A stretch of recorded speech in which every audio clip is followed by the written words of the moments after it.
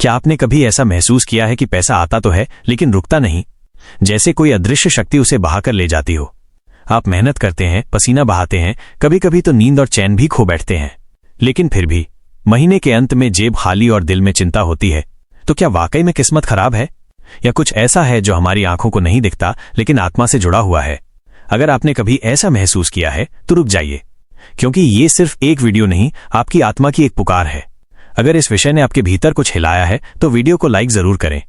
इस यात्रा में आप अकेले नहीं हैं, लाखों लोग इसी अनुभव से गुजर रहे हैं। आज हम परमहंस योगानंद जी की दृष्टि से समझेंगे पैसा क्यों आता है और फिर चला क्यों जाता है। धन एक ऊर्जा है, वस्तु नहीं। योगानंद जी का रहस्य। परमहंस योगानंद जी कहते हैं, पैसा कोई स्थूल वस्तु नहीं है, ये एक तरंग है। ये उसी की ओर बहता है जहां उस तरंग के अनुरूप ऊर्जा मौजूद हो। जिस तरह रेडियो केवल वही स्टेशन पकड़ता है जिसकी तरंग से वो मेल खाता हो, उसी तरह धन भी उन्हीं लोगों की ओर आता है जिनका चेतन या अचेतन मन धन की ऊर्जा से मेल खाता हो। लोग सोचते हैं कि पैसा उनके हाथ में नहीं टिकता क्योंकि उनकी मेहनत कम है, लेकिन योगानंद जी कहते हैं असल वजह आपकी मेहनत नहीं, आपकी चेतना है।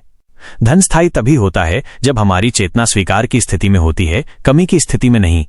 मन की लहरें और धन की आवृत्ति। जब हम चिंता करते हैं, जब हम बार बार सोचते हैं कि पैसा कम पड़ जाएगा, तो हम ब्रह्मांड को यह संकेत भेजते हैं कि हमारे भीतर अभाव की ऊर्जा है। योगानंद जी कहते हैं, आप जो सोचते हैं वही बनते हैं, आप जो डरते हैं वही आकर्षित करते हैं। अगर आप हर वक्त ये सोचते रहते हैं कि पैसा खत्म हो जाएगा, तो ब्रह्मांड इसे सत्य मान लेता है, क्योंकि ब्रह्मांड को डर और इच्छा में फर्क समझ नहीं आता, वो सिर्फ ऊर्जा को पढ़ता है। धन को रोकने की पहली बाधा है डर, असंतुलन और डर। पैसा क्यों दूर भागता है? योगानंद जी ने अपनी किताब ऑटोबायोग्राफी ऑफ अ योगी में लिखा, धन तुम्हारे डर से नहीं डरता, लेकिन तुम्हारे डर से वो दूर भागता है। जब इंसान जरूरत से ज्यादा डर में जीने लगता है, वो धन को पकड़ने की कोशिश करता है, लेकिन वो बहने के लिए बना है। धन नदी है, तालाब नहीं। धन रुकता नहीं है, वो प्रवाह चाहता है, जहां प्रवाह बंद वहां विघटन शुरू। हम पैसा चाहते हैं, लेकिन उसे सिर्फ खुद के लिए रोकना चाहते हैं। ये स्वभाव ही उसके विरुद्ध है। अचेतन मन और बचपन की धन संबंधी छवियां। क्या आपने कभी गौर किया है कि पैसे को लेकर आपका नजरिया कब बना? शायद बचपन में, जब आपने अपने माता पिता को कहते सुना, पैसे पेड़ पर नहीं उगते, हम अमीरों जैसे नहीं हैं, पैसे वाले लोग घमंडी होते हैं। योगानंद जी कहते हैं, बचपन की हर ध्वनि, हर डर, हर दृश्य हमारे अचेतन मन में बीज बनकर बैठ जाते हैं, और यही बीज आगे चलकर फल देते हैं। कभी गरीबी का, कभी जरूरत से ज्यादा बचत का डर, कभी दिखावे का। जब तक हम उन अचेतन धारणाओं को साफ नहीं करते, धन सिर्फ एक मेहमान बनकर आता है, स्थायी साथी नहीं बनता। योगानंद जी का चुंबकत्व सिद्धांत और आर्थिक आकर्षण। योगानंद जी ने जीवन के हर पहलू में चुंबकत्व का सिद्धांत दिया। आप जो हैं वही आकर्षित करते हैं। आप जिसे बनने की कोशिश करते हैं वो नहीं, बल्कि अभी जो है वही आपका चुंबकीय केंद्र है। अगर आप भीतर से स्वयं को निर्धन, कमजोर, असहाय समझते हैं, तो आप वैसी ही परिस्थितियों को आकर्षित करते हैं। पैसा किसी के झोले में नहीं आता, वो आपकी ऊर्जा से खिंचकर आता है। योगानंद जी सिखाते हैं, अपना चुंबकत्व बदलो और दुनिया खुद को बदली हुई दिखेगी। उसी क्रम में धन का परीक्षण, क्या आप उसके योग्य हैं? परमहंस योगानंद जी कहते हैं कि ईश्वर कभी भी किसी को ऐसा भार नहीं देता जिसे वो संभाल न सके। पैसा भी ईश्वर की ही एक परीक्षा है कि तुम उसका सदुपयोग करोगे या दुरुपयोग।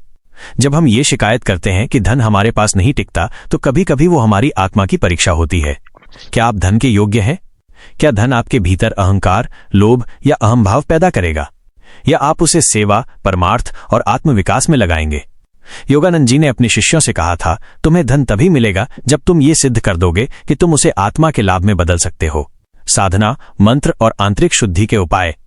धन को रोकने वाली शक्तियां केवल बाहरी नहीं होती, वे भीतर होती हैं। डर, दोष भावना, संकोच और हीनता। योगानंद जी कहते थे, जब तक आत्मा दोष भाव से मुक्त नहीं होती, तब तक ब्रह्मांड अपनी पूर्ण कृपा नहीं बरसाता। धन आकर्षण की साधना। योगानंदा। 1. रोज सुबह ध्यान करें और खुद से कहें, मैं ईश्वर की संतान हूं, मुझे ब्रह्मांड का समर्थन प्राप्त है। 2. श्वास के साथ धन की कल्पना करें, हर सांस में विश्वास भरें, हर श्वास छोड़ते वक्त अभाव बाहर निकालें। 3. रात्रि में मंत्र जाप, ओम श्रीम नमः, 21 दिन तक सोने से पहले। ये मंत्र सिर्फ ध्वनि नहीं, एक ऊर्जा है जो आपके चुंबकत्व को बदलती है। ब्रह्मांडीय नियम, देना, ग्रहण करना और प्रवाह। पैसा टिकता नहीं, क्योंकि हम देने और लेने के बीच प्रवाह नहीं बनाते। परमहंस योगानंद जी कहते हैं, तुम जो हो वो ब्रह्मांड में दोहराओ और वो तुम्हारी ओर लौटेगा। यदि आप सिर्फ लेना चाहते हैं लेकिन देने से डरते हैं, तो आप प्रवाह को रोकते हैं। धन भी हवा की तरह है, अगर खिड़की बंद कर दी जाए तो दम घुटता है। दूसरों को मदद देना, दान देना, किसी को प्रेरणा देना, ये सब प्रवाह को कायम रखते हैं। धन उसी घर में बसता है जहां दिल और दरवाजे खुले होते हैं। योगानंद जी द्वारा बताए गए 3 रहस्यमय धन मंत्र। परमहंस योगानंद जी ने अपने कुछ शिष्यों को विशेष ध्यान सूत्र और धन मंत्र बताए थे, जो आज भी उनके मिशन में उपयोग किए जाते हैं। ओम सकल संपत्ति स्वाहा।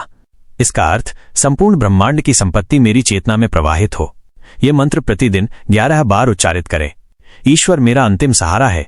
जब आप ये कहते हैं, आप ब्रह्मांड को अपनी स्थिति सौंपते हैं। ध्यान के बाद ये मंत्र 5 मिनट तक गूंजता हुआ बोलें, मुझे जो चाहिए वो मेरे भीतर है। ये मंत्र आत्मविश्वास का केंद्र बनाता है। धन बाहर नहीं, भीतर के विश्वास से आता है। आध्यात्मिक संपन्नता और स्थायी समृद्धि की राह। योगानंद जी बार बार कहते थे, जो भीतर संपन्न है वही बाहर भी संपन्न होगा। धन को पाने का सबसे बड़ा रहस्य है अपनी चेतना को समृद्ध बनाना। क्या आप खुद को योग्य समझते हैं? क्या आप भीतर से शांत, निश्चिंत और ईश्वर विश्वासी हैं? धन को पकड़ने की कोशिश मत करो, उसकी आवृत्ति बनो, वो खुद खींच कर आएगा। संपन्नता कोई बैंक अकाउंट नहीं है, ये एक मानसिक और आत्मिक स्थिति है। अब आप क्या करें? अगर आप चाहते हैं कि पैसा सिर्फ मेहमान बनकर न आए बल्कि स्थायी रूप से आपके जीवन का हिस्सा बने, तो आज से 3 कार्य करें। 1. ध्यान करें, अपने भीतर के डर को पहचानें और उन्हें छोड़ें। 2. मंत्र जपें, ओम सकल संपत्ति स्वाहा 11 बार प्रतिदिन।